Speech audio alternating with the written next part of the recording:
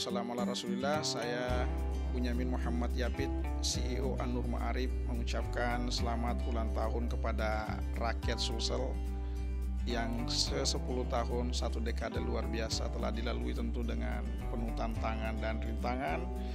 Insya Allah rakyat Sulsel semoga menjadi harian kebanggaan masyarakat Sulawesi Selatan, tentunya rakyat Indonesia tentunya.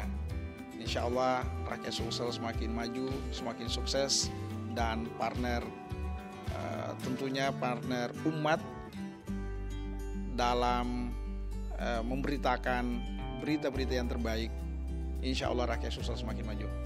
Wassalamualaikum warahmatullahi wabarakatuh.